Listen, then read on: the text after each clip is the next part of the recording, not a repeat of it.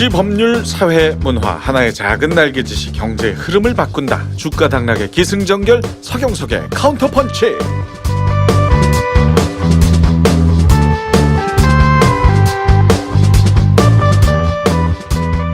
한 배우가 이렇게 말했습니다. 언제든지 도망칠 수 있다는 생각을 모든 사람이 했으면 좋겠다. 세상을 살아가면서 하나의 정답에 매몰되어 주위에 있는 수많은 해답을 놓치는 경우가 있습니다. 이거 아니면 안 된다는 강박관념 내려놓고 주위를 좀 편하게 둘러보는 하루가 됐으면 좋겠네요. 자, 청취자분들 힘내시고 항상 파이팅 하실 수 있게 열심히 방송해보겠습니다. 오늘 방송을 꾸며주실 분들 청인인베스트의 오한결 대표, 강민 팀장 반갑습니다. 네, 안녕하세요. 네, 오늘도 여전히 조금 늦게 오셨어요. 고맙습니다.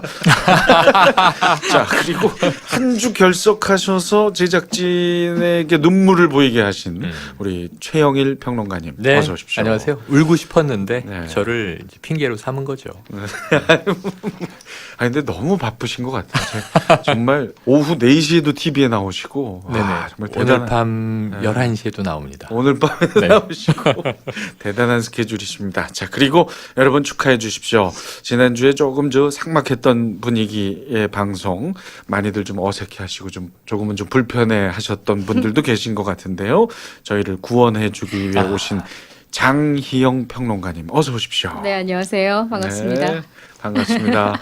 방송에서 많이 뵈서 아, 뭐 네네. 전혀 어색하지 않은데 아이고, 저희는 구원까지 하시니까 네. 어깨가 상당히 무겁네요. 네. 어떻게 분위기는 괜찮으세요? 네, 아주 좋습니다. 예. 아유, 뭐, 예, 예. 팬입니다. 아이고, 고맙습니다. 이 얘기 또 처음에 예. 나오면 해야 되는. 정말. 네. 아, 예. 인사말로 네. TV보다 훨씬 나으시네요. 와. 아, 예전 본방 들어가기 전에 TV랑 똑같다고 저한테 얘기를 하셔서 제가 상당히 기분 나빠했거든요. 네네. 실제 방송에서 보통은 다들 더 낫다라고 그렇죠, 얘기하는. 그렇죠. 그랬더니 또 바로 이렇게. 아유, 너무 고맙습니다. 아주 인자하신 분 같아요. 자, 오늘 방송 재미있게 한번 만들어 보도록 하겠고요. 사실 오늘 이제 화요일인데 저희가 녹음을 하는 이 시각은 오늘 주식시장은 상당히 좋지 않아서 오한결 대표와 강민 팀장의 얼굴은 그리 신나 보이지 않습니다. 많이 힘든 하루였죠? 지금도 심란하고요. 음흠. 이제 증시 때문에 저도 감기에 같이 걸렸습니다. 어. 네, 아이고. 증시만 걱정을 하고 있다 보니까 음흠. 좀 내일은 반등이 나왔으면 좋겠는데 음흠. 그러면서 계속 지금 이제 해외 시장 쳐다보다 왔고요. 음흠. 쳐다보다 보니까 좀 늦었습니다. 죄송합니다. 네, 아이 농담이에요. 해외 시장은 어때요? 지금 해외 시장 동향도 별로 그렇게 좋지는 않습니다. 변동성 지수가 지금 상당히 많이 올라가고 있고요. 네. 뭐 미국이나 유럽이나 할 것 없이 다 폭락을 하고 있어서 하하. 내일도 심히 걱정됩니다. 참 전체적인 분위기는 너무나 좋지 않은 좋지 상황인데요. 않죠. 좋지 네. 않죠. 이럴 때일수록 좀 긴 호흡을 가져야 되지 않을까요? 긴 호흡을 가져야 됩니다. 오늘 그래서 이제 블랙 투스데이 벌써 이 얘기가 나오고 있어요. 검은 화요일. 음흠. 근데 2주 전에 검은 목요일이 한번 닥쳐왔거든요. 네. 근데 이제 블랙이 들어가면 항상 금융시장, 투자시장은 좋지가 않죠. 그렇죠. 근데 조금 이 파동이 음흠. 이 연말 연초까지 갈 것도 같아요. 아, 왜냐하면 이제 불확실성이 너무 높아져 있는 시장이에요. 국제적으로. 네. 새벽에 이 미국의 이 뉴욕 증시하고 다우존스 지수가 나오면 그날 반드시 우리나라 증시가 연동돼서 뭔가 움직임이 있는데 음흠. 화살표는 주로 아래로 가더라고요. 네. 연말 연초까지면 그래도 좋게 보셨네요. 더 네. 길어질까봐 걱정인데. 그거를 어떻게든 막아내야 되지 않겠습니까? 근데 이게 신기한 게 징크스가 좀 있습니다. 음. 이 비만 오면 불안해요. 사실. 근데 오늘 아침까지만 해도 그냥 약보합에서 머물러 있었거든요. 네네. 갑자기 하늘이 누래지더라고요. 맞아요. 누래지면서 뭐 거의 폭우 쏟아지듯이 쏟아지는데 갑자기. 같이 시장이 떨어지는 그랬군요. 아, 지난 비 오는 목요일에도 순간, 그랬어요? 비 오는 순간 아차 이 시장이 떨어지겠구나 아. 했는데 역시나 천둥번개도 그러니까 왔는데. 지난번 목요일도 이런 상황이었습니까 혹시? 기억 안 납니다. 어머, 날씨 얘기하셔서 날씨를 잘 뭐. 날씨에 대한 네. 시장의 징크스는 대표님 개인의 느낌이시고요. 아. 반드시 그 상관관계를 지니고 있지는 않습니다. 네, 그렇죠. 예, 회사에는 저렇게 좀 냉철한 사람이 그래야죠. 함께 해야 돼요. 아니 근데 실제로 제가 오늘 아침 라디오 생방송 네네네. 10시부터인가 네네. 전 무슨 UFO 온 줄 알았어요. 번쩍번쩍. 아니 갑자기 어두워지니까 맞아요. 무슨 뭐 우주에서 누군가가 온 듯한 밤 느낌. 같아요. 그러고 예, 정말로. 뭐 고담시가 된 것 같아요. 이런 맞아요. 얘기가 SNS에 맞아요, 많았죠. 맞아요. 예. 고담 느낌이었습니다. 네. 맞아요. 예. 아무튼 막연하게 그냥 좋아질 거라는 생각보다는 이럴 때일수록 좀 냉철하게 네. 시장을 좀 보시고 전문가들 조언에 귀 기울여야 할 때가 아닌가 이런 생각이 듭니다. 자, 오늘 주제는 주식은 아닙니다. 오늘의 주제를 공개합니다. 10월 18일 한국은행에서는 올 한 해 기준금리를 동결하기로 발표했습니다. 미국의 기준금리 인상으로 한국의 기준금리에 초점이 맞추어진 관심들이 동결 발표에 여러 가지 시선을 보내고 있습니다. 한국은행 기준금리 동결, 이것이 가지는 의미와 미치는 영향에 대해 카운터펀치가 자세히 알아봅니다.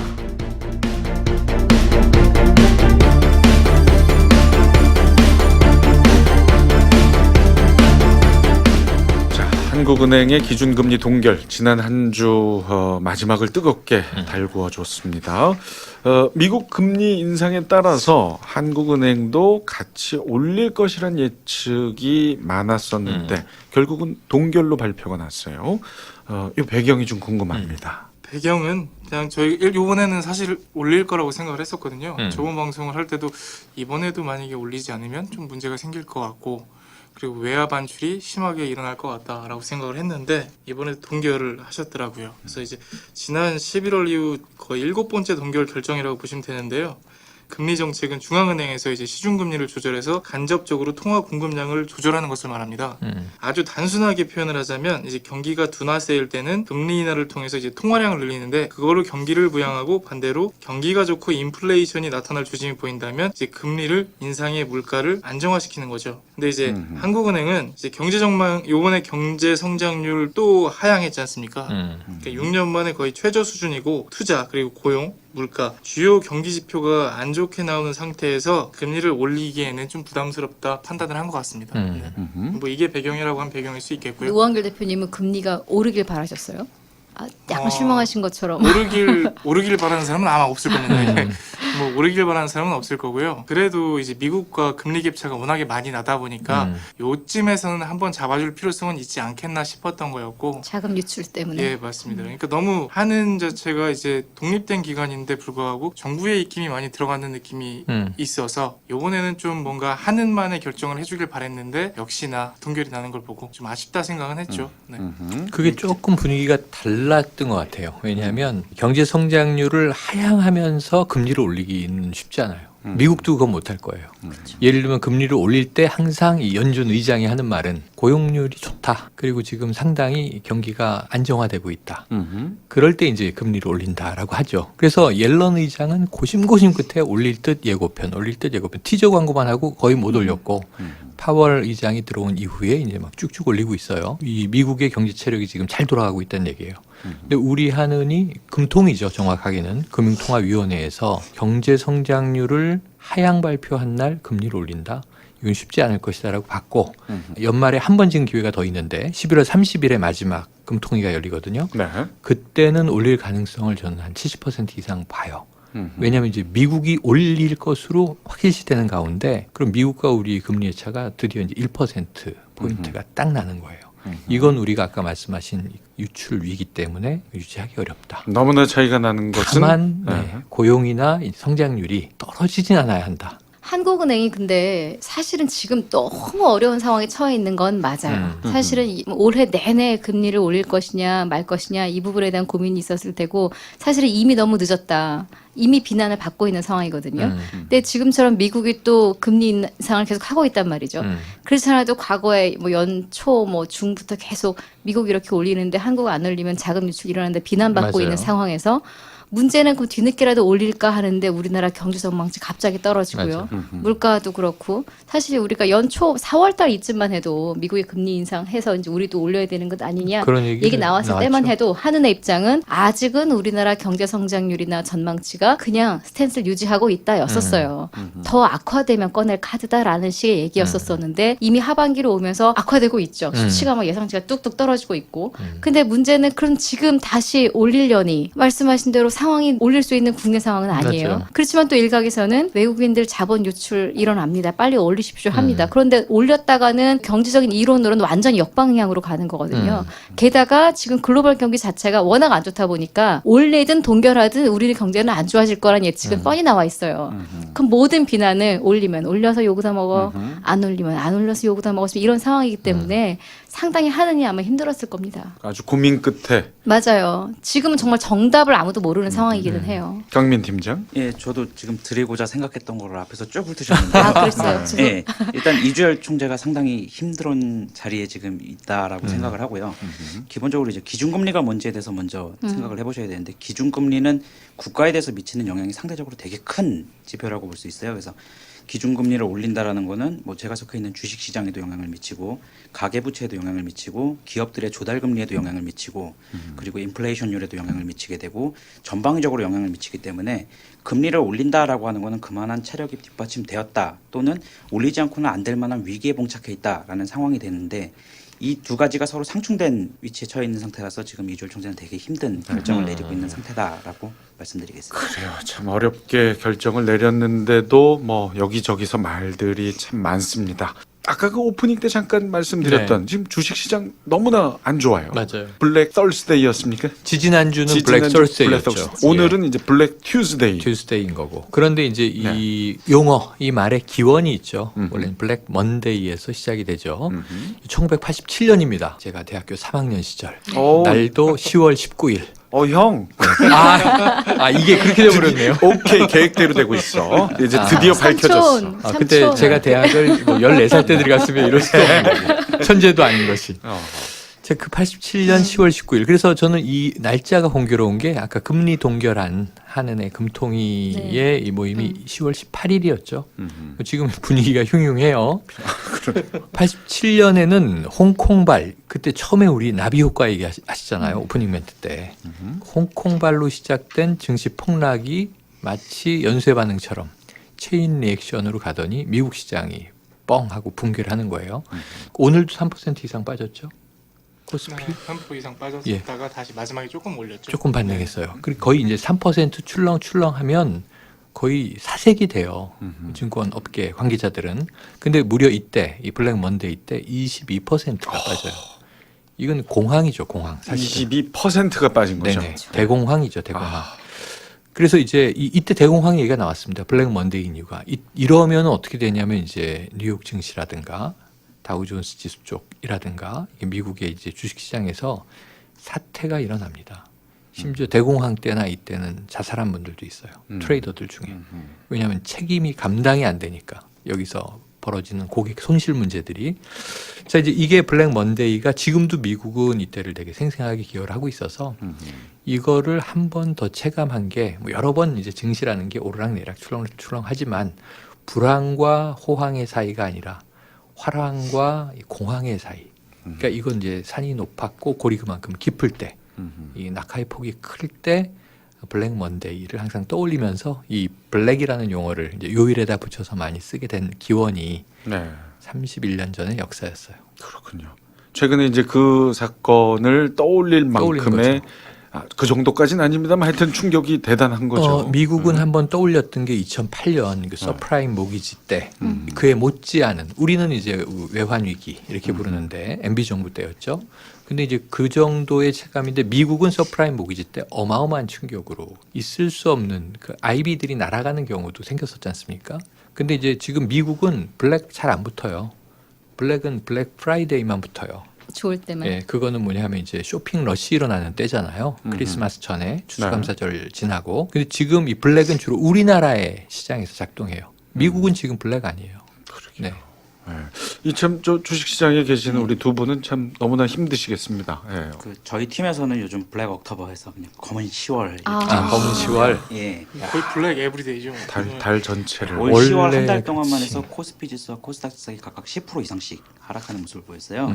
보통 지수가 그만큼 하락을 하면 개별 종목은 그 2배, 3배 정도에서 마이너스 20%, 마이너스 30% 손실이 났다라고 보는데 대다수의 그런 개별 종목을 갖고 있는 건 개인 투자자이기 때문에 개인 투자자 입장에서는 10월 한 달은 마이너스 20%, 30%를 경험한 달로 네. 기억될 수 있어서 검은 10월이다라고 볼 수 있고요. 제가 아는 어떤 분은 그 주식 앱을 아예 삭제했다는 분도 예, 그냥 보고 싶지 않다 뭐 이런 분도 계시더라고요. 되려 정신 건강에는 조금 더 좋을 수 있죠. 예.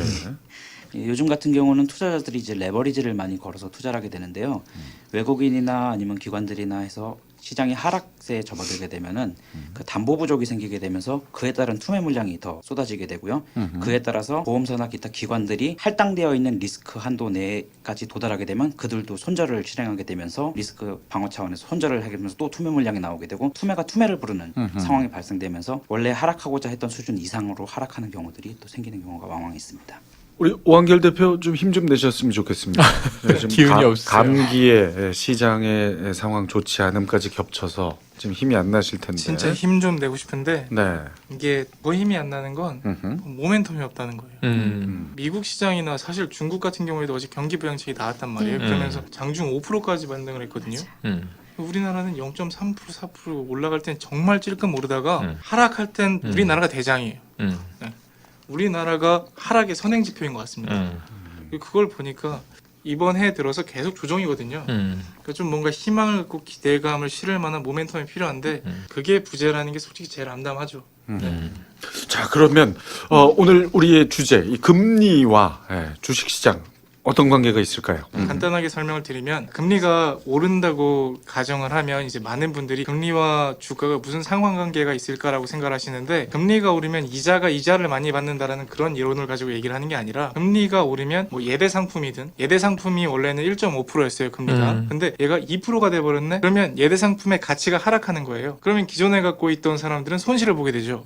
예대 상품이 뭐죠? 예대? 그냥 예치하는 통장. 그러니까 은행, 금융업에. 네. 보통 그냥 네. 네네. 금융 저축 상품. 예금. 네. 네, 네, 예금. 그래서 실제로 증권시장을 움직이는 건 증권시장이 채권시장을 움직이는 게 아니라 채권시장이 증권시장을 움직이거든요.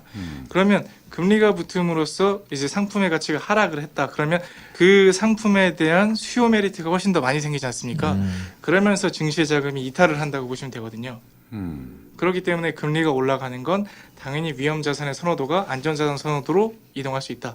이렇게 보시면 되죠. 아마 서경석 씨는 이 부분도 좀 염두에 두신 것 같아요. 이제 금리가 우리가 동결하고 미국은 금리가 인상되고 이러면서 외국인 자본이 유출되고 그게 고스란히 우리나라 주식시장의 하락을 이끌어왔다. 아마 이 부분의 연관성을 조금 염두에 두고 질문을 하신 게 아닌가 하는 생각도 드는데 네.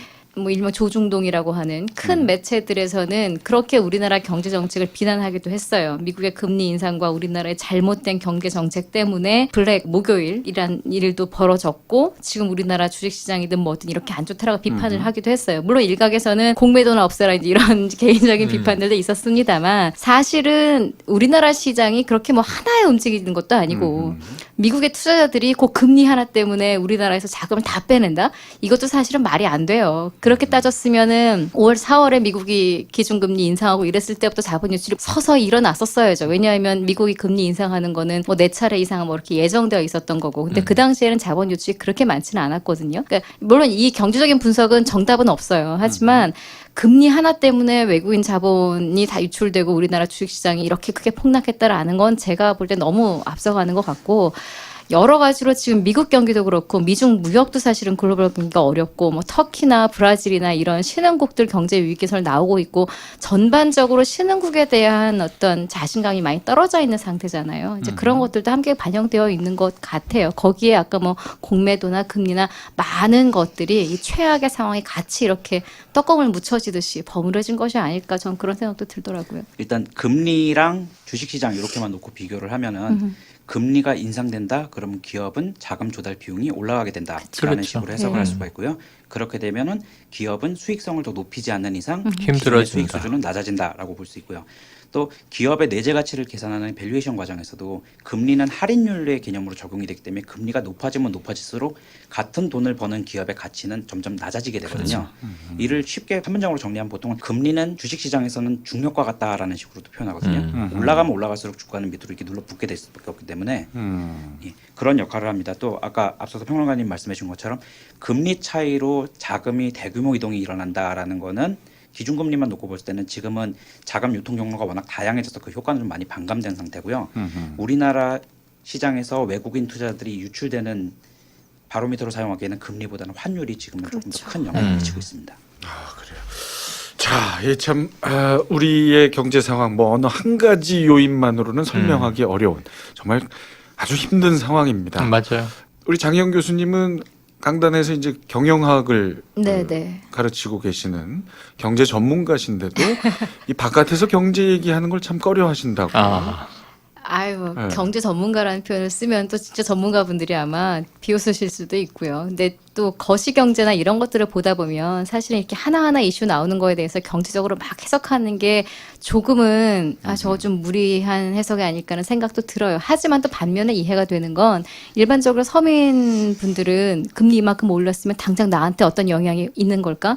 그 당장 또 그런 것들이 또 궁금하시잖아요. 이제 그런 것들을 풀어내기 위해서 이렇게 하는 것도 맞는데 솔직히 정말 경제는 참 속단하기가 어려운 것 같아요. 그러니까 지금 주식 얘기로 이제 금리와 주식 얘기를 이제 풀어주셨는데 이게 서민 경제 측면에서 생각을 해보면 시중금리는 이미 오르고 있어요. 그러니까 쉽게 말하면 은행의 대출 금리는 오르고 있어요. 쭉쭉 오르고 있습니다. 그러니까 지금 우리가 얘기하는 국가가 금융통화위원회에 7명의 위원이 모여서 이번 금리를 동결할까 올릴까 올리면 얼마로 올릴까 뭐 미국이 연준하고 이제 같은 메커니즘으로 가는 거죠. 이게 무슨 의미가 있지? 이게 기준금리거든요. 근데 기준금리라는 게 올라가면 시중에 통용되는 건 콜금리, 아까 자금 조달할 때 쓰는, 그 다음에 국고채 금리 있고, 우리가 실제 금리라고 할 때는 내가 대출 받았는데 이자가 얼마야? 이게 금리 영향을 주는 건데, 그게 이제 오르게 되면은 이자를 더 내야 되니까 가처분 소득이 줄어들고 생활은 허리띠를 쫄라매야 된단 말입니다. 이건 이 서민들이 그냥 체감을 하는 거죠.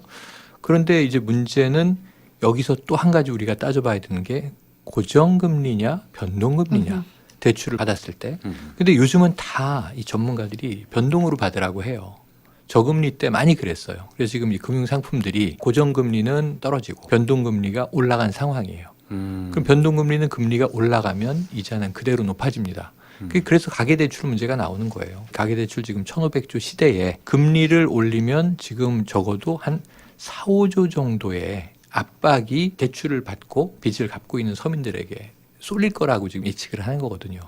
그럼 이 중에서 지금 위험한 경계선에 있던 적지 않은 수의 가정들이 이제 거의 파산 지경에 몰리게 될 것이다. 이제 이런 고민들 때문에 정부가 지금 잘 보시면 묘한 현상이 뭐냐면 정부는 금리 올리라고 압박을 합니다. 야당이 이것은 한국은행, 금통위 고유의 결정 권한인데 네. 왜 정부가 압박하느냐. 이낙연 총리가 금리 올릴 때가 됐다. 이런 얘기에서 이제 비난이 있었고 국토교통부의 김현미 장관이 부동산 대책을 다 내놓고 나서 자 지금 1,100조에 달하는 유동자금이 다 부동산 시장에 쏠려 있다. 금리 좀 올려서 저 유동자금을 빼가야 된다. 아까 예대 상품이라고 얘기한 게 그 은행업이에요. 은행업.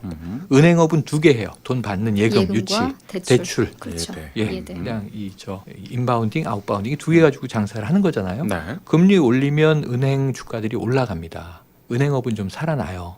은행이 더 몰리게 되니까. 대출에서도 이자를 더 받게 되니까. 어쨌든 수치적인 성과는 올라간단 말이에요. 네. 고스란히 순이익이 아니라 할지라도. 그래서 이런 이제 이 연동되는 메커니즘 때문에 정부가 금리 올려라라고 얘기하는 사례가 별로 없었는데 국무총리와 국토교통부 장관이 이야기를 해요. 그러니까 이제 이게 마치 정부가 압력을 주는 것 같죠.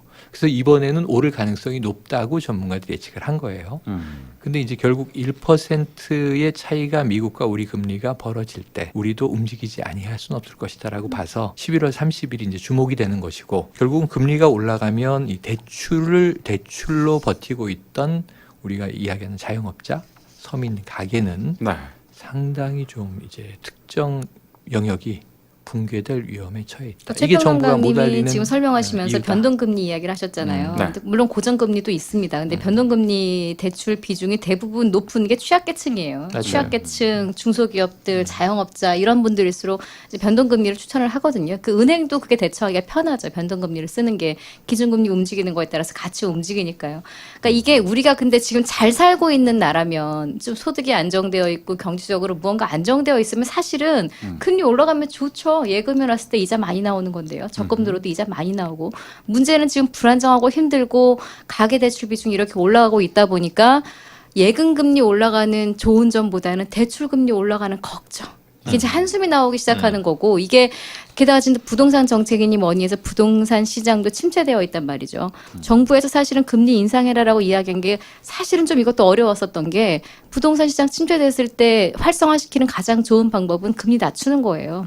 싸게 집 빌릴 수 있게 해야 막 집 사고 팔고 할 거 아니겠습니까? 근데 정부에서 부동산 시장 침체되어 있음에도 불구하고 이제 금리 올릴 때 됐다라는 이야기를 꺼냈다는 거 진짜 지금 우리 경제가 어렵다는 거야. 이게 이론적으로 착착착 맞아 떨어져 가는 자 이런 시대 때는 금리를 올리는 게 맞고요. 이론적으로 학교에서 수업할 때는 자 이런 상황에서는 금리를 낮추는 게 바람직한 경제 정책입니다라고 가르치고 있는 내용과 네. 완전히 지금 어긋나는 이렇게 반과 반이 가고 합과 합이 가고 이상한 쪽으로 좀 가고 있는 우리의 현실이라는 걸 좀 봤을 때 저는 걱정되는 게 사실은 가장 걱정되는 건 뭐냐면 아까 나비 효과 말씀하셨지만 뭐 기준금리 오르면 시장금리 올라가고 가계대출 비용 올라가고 기업들 자금 조달 어렵고 그럼 투자하는 사람들도 위축돼 투자 안 하고 외국인들도 아 그럼 한국 기업한테 안 좋아지겠네 우리도 자금 뺏 이게 이렇게 나비 효과가 어마어마하게 커지거든요. 지금 잘못하면 진짜 제2의 IMF 오는 것 아니냐라는 이런 그 아주 극단적인 이야기까지 나올 정도로 지금 우리가 위기에 있다라는 건 온 국민이 같이 좀 알고는 넘어가야 될 것 같아요. 제가 개인적으로 요즘 좀 아쉬움을 느끼는 부분이 있는데요. 보통 이제 부동산 시장이든 주식 시장이든 뭐 채권이나 금리 시장이든 이 시장은 여러 참여자가 각자의 의견을 가지고는 복합해서 이루어지는 그렇죠. 복잡계에 그렇죠. 가까운 형태를 네. 띠고 있잖아요. 그렇기 때문에 이거는 사실의 반영도 물론 있지만 사실의 반영에 앞서서 인식의 반영이 먼저 반영되는 맞아요. 공간이란 말이에요. 근데 정부나 정책 위반자나 뭐 이런 관계 부처 사람들이 코멘트를 할 때 일관성을 띠고 시장이 이걸 인식을 어떤 식으로 할지를 인식을 잡아줘가면서 이렇게 그렇죠. 뉘앙스를 풍겨야 네네, 시장이 네. 충격을 덜 받으면서 이걸 흡수를 하는데 네. 이번에 나오는 것들은 뭐 이번 사례뿐만 아니라 앞전에 몇몇 사례들도 있었지만 시장의 충격을 고려하지 않고 이 방향에 오르니까 해야 돼라는 식으로 막 던졌다가 시장이 충격을 크게 받으면은 그런 의도는 아니었어라는 식으로 자꾸 물러서고 이런 식의 행태가 좀 있어서 너무 시장에 대해서 좀 배려를 안 해주고 하는 행동들이 아닌가라는 아쉬움이 좀 있습니다. 그런 면에서 네. 장희영 교수님이 아까 시장의 공포심을 조장하셨습니다. 위험한 음모론을 던지셨다고 봅니다. 하나 여쭤보고 공포심까지는 싶은 게- 아니고, 예. 제가 사실은 얘기하고 싶은 게 사실은 제 메시지는 사실은 이거예요. 예를 들어 금리 동결됐습니다. 서민 경제에 어떤 영향을 미칠까요? 대부분 언론이나 이런 거 보면 혹은 올랐다고 쳐요. 자 올랐습니다. 서민 경제 뻔한 얘기하면 대출 이자 나오고 이렇게 갈 거고 이렇게 이야기를 합니다만 그거 믿고 예를 들어 국민들이 투자를 했거나 대출을 받았거나 혹은 뭐 어쨌거나 무언가를 행동을 했었을 때 그 이후의 결론은 그 단순한 이론대로 움직이지 않는다는 맞아요. 거죠. 예, 그래서 장 교수님을 네네. 예로 들어서 제가 갑자기 이렇게 언성을 높인 것이 이런- 저형 특기예요. 맞아요. 약간 염장 지르는 삼성 이런 특기예요. 이야기를 관료들은 하지 않는다는 거예요. 음. 그러니까 지금 아까 얘기하는 것 중에 제일 중요한 게 우리 경제가 그렇게 불안정해? 지금 언스테이블하단 말이야. 언서튼티. 시장이 제일 싫어하는 게 불확실성이잖아요. 어쨌든 언서튼티에 언스테이블한데 이거는 관료들은 그렇게 얘기 안 하고 항상 우리가 듣는 얘기는 펀더먼털은 튼튼하다. 그런데 지금 일시적으로 이런 뭐 이제 이 외부적인 불안 요인이 있다. 잘 극복해야 한다. 이렇게 얘기하는데 지금 아까 이제 제2의 IMF 얘기를 시중에서는 많이 하죠. 그래서 한번 우리가 그 원인도 진단해 볼 필요가 있는데 강민 팀장님 말씀처럼 이게 단순 요인이 아니에요. 복잡계예요. 예, 복잡계라는 건 한마디로 말씀드리면 상호작용을 하는데 과거의 모든 선형적인 이론은 선행지표가 있고 따라가는 후행지표가 있는데 선후를 구분할 수가 없이 아하. 중요한 게 이게 경로종속성이라는 거예요. 서로 지금 병행해서 가면서 영향을 주고받는데 그 결과를 아무도 예측하지 못하는 경제 체제에서 우리가 살고 있다. 이걸 우리가 인식하는 게 굉장히 중요하거든요. 그래서 아까 복잡계라는 말씀은 너무너무 중요한 말씀인데 그러면서 결국은 2000년대 넘어가서 21세기에 들어왔을 때 제일 중요한 건 아까 강 팀장님 말씀이 한마디로 경제는 심리다. 이런 얘기 많이 한단 말이에요. 네. 실제로는 시장에 아무 일이 일어나지 않았는데 사람들이 패닉이 돼서 동시에 인출을 하거나 동시에 투자를 옮기거나 하게 되면 최근에 우리가 본 부동산 과열 같은 게 벌어지는 거예요. 부동산밖에 없지. 재테크는 똘똘한 집 한 채에다가 내 재산을 다 올인해야지. 예, 주식에 들어갔던 거 다 빼. 그럼 주식이 떨어지는 거고 아니면 이제 내가 이 주말마다 놀러 다니던 어떤 활동을 동결해. 그럼 우리가 시장이 이제 축소되는 거고 이게 동시에 움직이는 문제인데 우리나라 사람들이 굉장히 동시적으로 움직여요. 그래서 이 이동이 되게 빨라요. 네, 네. 그래서 그런 것들을 생각을 하면 아까 말씀하신 결론은 이 경제가 심리다라는 명제에 영향을 줄 수 있는 말들을 전문가나 관료가 자제해야 하는데 관료는 원래 말을 자제합니다. 그래서 이제 전문가들이 조금 더 이 궤도적인 언행을 하셔야 되겠죠. 저 열외로 한 말씀 이 경제랑 상관없는 이야기 해도 돼요? 네, 네, 주로 우리 팟캐스트 듣는 연령대가 타겟층이 어디예요? 70대죠. 카운터펀치요? 아니 요즘은 좀 다양하시더라고요. 최영일 삼촌께서 자꾸 네. 한자를 섞어서 말씀하시니까 아, 정말? 되게 올드한 방송인 느낌이 들어서 저 형보다 좀 젊은 분들이 더 들어요. 아, 네. 정말? 근데 제가 한 네. 3주 만에 다시 그러니까 방송을 하러 네. 왔는데 아 그러신 거예요? 예. 분위기가 많이 달라졌어요. 좋은 일단은 정영, 쪽으로 나쁜 쪽으로. 평론가님 오신 것도 되게 환해졌고요. 어. 정영 우리 경석이 형이 예. 학생이 되어 있어요. 아, 원래 여기가 원래 가르치셨어요? 독재자고 주도자였거든요. 원래는 정신적 여기 지주였는데. 눈치를 봤단 말이야. 근데 아니, 이제는 전혀. 예, 경석이 형이 이제 최영일 평론가님의 학생이 되어 있네요. 예. 아니 저는 저런. 분위기 이제 참 좋은 것 같습니다. 너무 토론을 잘하고 계셔서 저는 요 정도로 정리를 좀 할까 해요. 네. 그러니까 학력고사식 음. 이 경제 이해를 할 때가 아니다. 맞아요. 예, 수능식의 어떤 그 복잡한 이해와 수능도 사실 그걸 제가 볼 땐 충족 못하는 그렇죠, 것 같긴 그렇죠. 한데 아무튼 단순 원칙대로 암기하면 되는 그런 어떤 경제 상황이 아니다. 예, 여러 가지 복잡한 이런 것들이 얽혀서 이해되어야 하는 경제 상황이기 때문에 제가 사실 드리고자 하는 질문은 학력고사식 대답을 원하고 던졌던 아, 거거든요. 그렇죠, 그렇죠. 이번 기준금리 동결이 서민 경제는 어떤 영향을 미칩니까? 그렇죠. 순기능을 합니까? 악영향을 미칩니까? 근데 이게 한마디로 대답이 안 되는 상황이죠. 그럼요. 그리고 또 네. 상황에 따라 이게 그럴 수도 있고 이럴 수도 있는 거고 저기 마무리하기 전에 제가 한 말을 좀 책임지고 싶어서 한 마디만 네네네네. 언급을 더 하자면 앞서서 시장에서 뭐 제2 IMF 위기설까지 나온 제가 이게 극단적인 표현이고요. 그때와 우리가 지금 많이 다른 건 뭐냐면 우리 저 외환 보유고가 그때보다 훨씬 튼튼합니다. 그때는 무방비 상태에 닿은 거였고 지금은 사실은 웬만큼 자본 유출이 돼도 우리나라 그 외환 보유고가 좀 충당한 그 쿠션을 받을 정도는 좀 되는 상황이기 때문에 저는 그렇게까지 극단적으로 안 좋게 보는 사람은 아닙니다. 수습을 네. 하네요. 장희영 평론가님 멘트에 긍정적으로. 코멘트를 살짝 더 덧붙이면 네. 우리나라 그 투자 역사 같은 걸 공부하다 보면은 부자들은 위기 때 탄생되거든요. 어허. IMF 오면 부자들 기회이기도 하니까요. 그런 부분에 대해서도 준비하고 생각하는 자세는 필요하다고 봅니다. 네. 기다리는 것 같아, 공항을. 예. 아유, 그런 나쁜 얘기- 사람이야. 아니 그런 얘기는 농담으로도 하지 마세요. 저는 싫어요. 공항 오는 거. 사실 전 말을 안 해서 그렇지 저도 요즘 너무 힘들어요. 그렇죠. 주식 투자 혹시 많이 하시나요? 아니 제가 관심 갖고 있는 저 회사가 있는데 그 회사 상황이 좋지 않아서. 네. 그 뭐 바닥을 언제쯤 확인할까요? 그렇죠. 이 참 경제의 이 밑바닥. 네. 바닥이 있을까요? 아, 사실 저는 바닥이 있을까라는 생각을 많이 했고요. 뭐 많이들 쓰는 말로 펀더멘털이라고 하고 밸류에이션이라고 하는데 지금 기업의 가치가 문제가 있다? 이건 아니거든요. 그러면 뭐가 문제가 있냐? 그리고 어떤 부분에서 우려감이 나타나고 있냐라고 생각을 해보면 그냥 국가적 차원이거든요. 뭐 확실한 경기 부양책이 있는 것도 아니요. 그렇다고 뭐 금리 인상이 아까 말씀하신 것처럼 오른다고 좋은 것도 아니고 또 유지한다고 좋은 것도 아닌데 어떤 확실한 모멘텀도 없는 상황에서 이제 그 중국과 미국의 중간에 끼어서 계속 피해 아닌 피해를 보고 있단 말이에요. 그렇다 보니까 국가 자체의 가치를 인정 못 받는데 이제 상징적으로 앞으로 내세워주는 증시가 바닥을 보일 수 있을까라는 생각을 아직은 하고 있고요. 그래서 사실 더 많이 걱정도 됩니다. 자, 금리 이 동결 이번 결정이 과연 어떤 영향을 미칠지는 저희가 뭐 이렇게 시간이 흐르면 자연스럽게 알게 되겠죠. 예, 그런 것들을 학습해서 다음번 또 변화무쌍한 어떤 상황들이 있을 때 실수하지 않고 네. 실수를 줄이고 조금 더 좋은 영향을 미칠 수 있는 정책들이 계속해서 발표되길 바랍니다. 마지막 질문입니다. 1부에 올해 안에 한은은 금리를 인상할 것 같습니까? 안 할 것 같습니까? 제가 막 던져보죠. 뭐 11월 30일에 한다. 한다. 네, 지금 1.5 동결이거든요. 아까 말씀하신 대로 오래됐는데 1.75로 올리면 미국이 지금 2.5잖아요. 미국이 이제 올릴 거예요. 지금 2.25니까 미국이. 그럼 미국은 2.5로 올리고 우리는 이제 1.75로 올려서 1% 이내의 레인지를 형성하도록 하는 노력 정도는 할 것이다라고 기계적 예측을 한번 해보겠습니다. 차이가 1을 넘진 않게 네. 할 것이다. 그래서 올린다. 네. 우리 저는 네. 이낙연 총리님께 던질게요. 경제 성장률도 이미 미국에 따라잡혔단 말이에요. 근데 금리 인상을 요만큼 따라가서 좋을 게 뭐냐 물어보고 싶습니다, 사실. 의미가 있느냐? 네. 그래서요. 그 그래서 말은 올리라는 거예요. 그런 의미 그래서 뭐 없으니까. 어떻게 그러니까 할 지금 것 금리를 가지고 논하는 것 자체가 의미가 네. 없다. 네. 저는 이렇게 의미가 생각합니다. 없다. 네. 그럼 올리든 안 올리든 상관없다. 그럼 오늘- 올리면 오히려 역풍을 맞을 수 있고 아. 내버려 둬도 똑같다. 저는 이렇게 생각합니다. 네. 그럼 오늘 방송 의미 없다.